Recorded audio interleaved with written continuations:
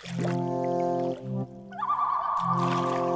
documentary on the school setting as the symbol of transformation in Canada's First Peoples My community. paddle's keen and bright.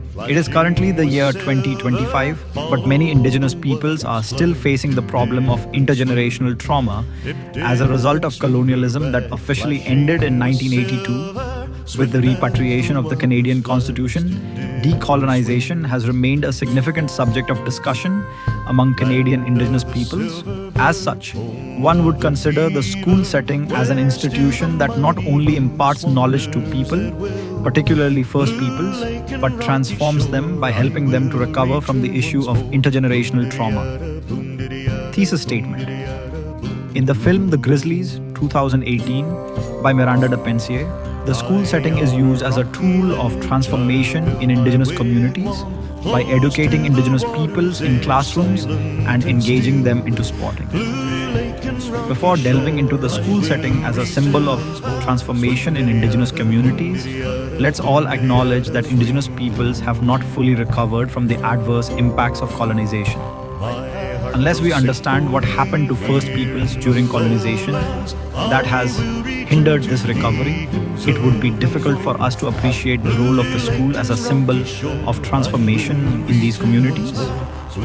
Some of the effects of colonization that have made Indigenous peoples unable to survive in this modern world are what they underwent in the residential schools, their loss of land, and the sufferings caused by the colonial authorities. As is expected, these terrible experiences have continued to haunt current generations to the extent that most Indigenous peoples are drug addicts. Also, the rate of suicides is high in First Peoples' communities. Transformation is important to help Indigenous peoples to recover from the mental harms of colonialism. Schools are among the best institutions in these communities to help Indigenous peoples to recover both by learning and sporting as long as they consider Indigenous peoples' ways of learning. Part 1 of the main argument. It is always believed that education is necessary for an individual to have a bright future. Well, in the case of Indigenous peoples, acquiring an education goes as far as helping this individual to get rid of intergenerational trauma caused by colonialism. The school, as an education institution, plays the role of making individuals informed and better than they initially were. In the film The Grizzlies, for example, Russ Shepard, the teacher of history, influences teenagers in Kugluktuk to embrace an education as an alternative to engaging into illegal activities like abusing drugs.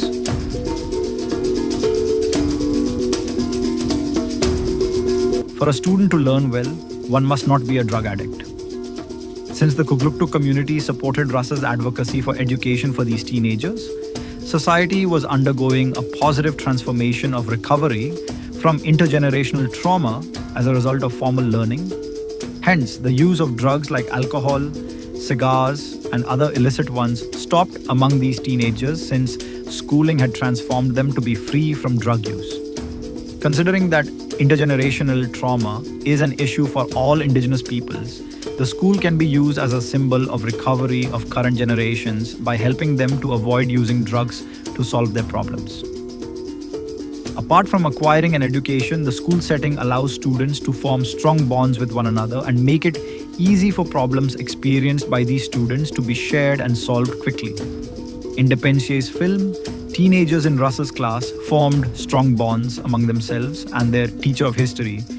By the time they were ready to go for the national sporting, it was easy to resolve issues that arose amongst them since they cared for the well-being of one another.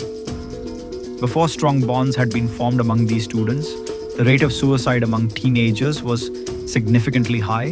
One could kill oneself without a substantial reason because of the persistent intergenerational trauma caused by colonialism. The presence of the school in Indigenous communities helps learners to relate with one another better than before and deal with individual challenges better without one killing themselves. Indigenous societies become happier once bonds strengthen amongst individuals through enlightenment.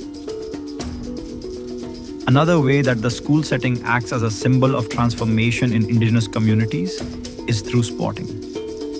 We all know that an athlete must be physically and mentally fit and that it takes a lot of work for one to achieve these qualities. However, a positive transformation occurs once an individual has purposed to become a sports person. An excellent example is the work that Russ had to do to his teenagers as he was preparing them to become lacrosse player. He had to put them into good shape by making them know that speed and strength were crucial for one to play lacrosse, forcing them to run against the dog. Personally, I didn't see this as an attempt by the teacher to determine who was faster between his students and the dog, but to transform them into individuals who were physically and mentally fit. Besides, lacrosse players would no longer consume alcohol or smoke cigars. Instead, they would carry their lacrosse stick wherever they went. Here, Russ was teaching his team to be respectful of the sport and make appropriate decisions if they wanted to be successful in the future. By them obeying requirements of sporting, they would completely transform from their numerous instabilities to become fit in their body and mind.